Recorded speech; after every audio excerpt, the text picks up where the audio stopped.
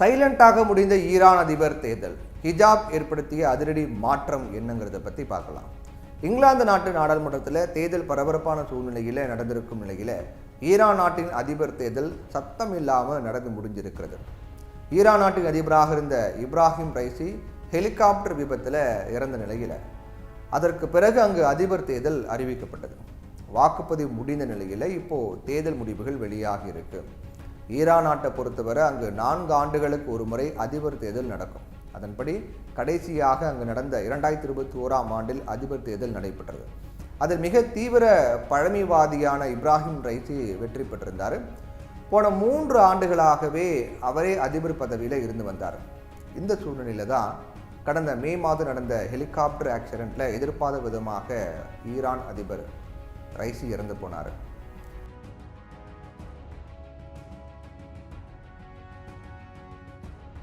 அதிபர் உயிரிழந்ததால் அங்கு தேர்தல் முன்கூட்டியே நடத்தப்பட்டது.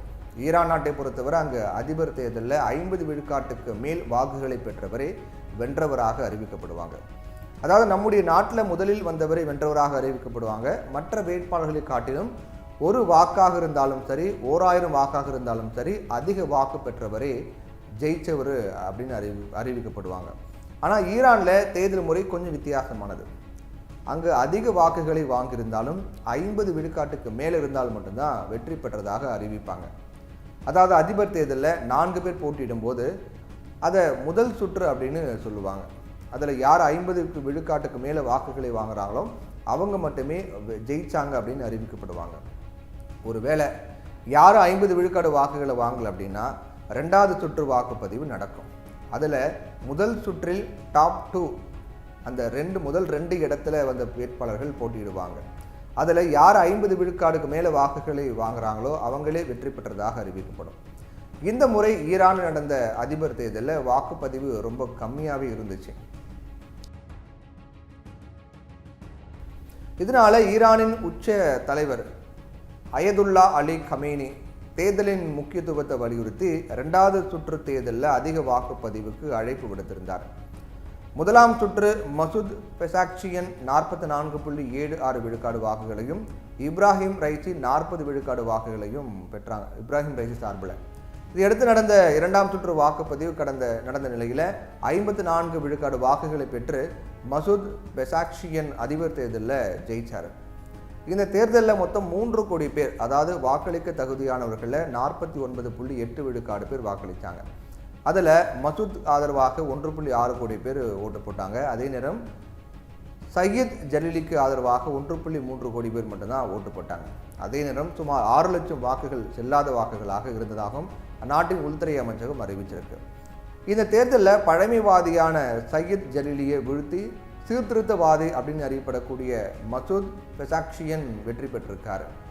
ஆனால் ஈரானை பொறுத்த வரைக்கும் மதவாதிகளின் கையே எப்போதும் ஓங்கி இருக்கும் அப்படிங்கிறதான் உண்மை.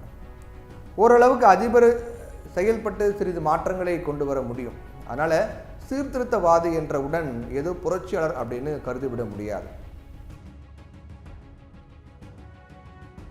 ஈரான் நாட்டில் இப்போது ரொம்ப சிக்கலான சூழல் நிலவுது.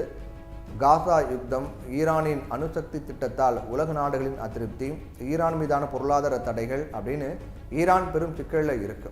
இது தவிர முந்தைய அதிபர் இப்ராஹிம் ரைசியினுடைய பழமைவாத கொள்கைகளாலும் மக்கள் மத்தியில் அதிருப்தியில் இருந்தாங்க.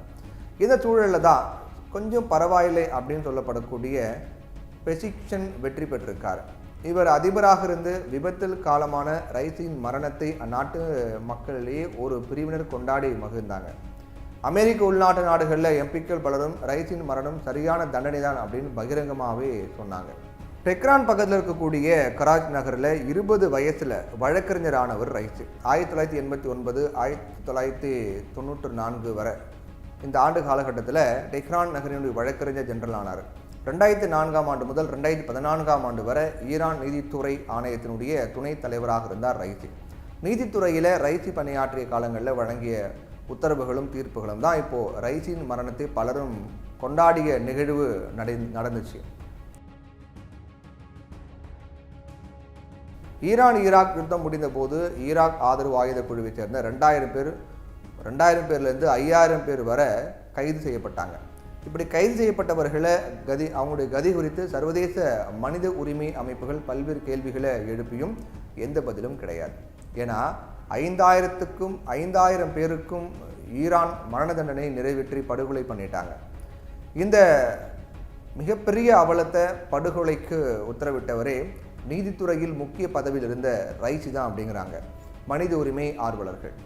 அதோட ஈரானில் ஹிஜாப் என்னக்கூடிய இஸ்லாமிய உடை அணியாத பெண்கள் மீது நடவடிக்கை எடுக்க அதிபர் பதவியில் இருந்த ரைசி ஆர்டர் போட்டார். இதுக்கு எதிராக கலகம் வெடித்தது. ஹிஜாப் புரட்சி என்கிற அளவுக்கு பெரும் போராட்டங்கள் நடந்தன. இந்த போராட்டங்களில் ஈரான் அரசு இராணுவத்தை ஏவி ஒடுக்கியது. இதில் 600க்கும் அதிகமான பொதுமக்கள், 100க்கும் மேற்பட்ட இராணுவத்தினர் கொல்லப்பட்டாங்க. 25,000 பேர் கைது செய்யப்பட்டு சிறையில் அடைக்கப்பட்டாங்க. இதனால தான் ரைசியின் மரணம் எந்த நாட்டிலையும் இல்லாத அளவுக்கு மக்களால் கொண்டாடப்படும் நிகழ்வாக மாறியது அப்படின்றாங்க அரசியல் விமர்சகர்கள். ஈரான் ஒரு காலத்தில் பாரசீகம் அப்படின்னு அழைக்கப்பட்டது.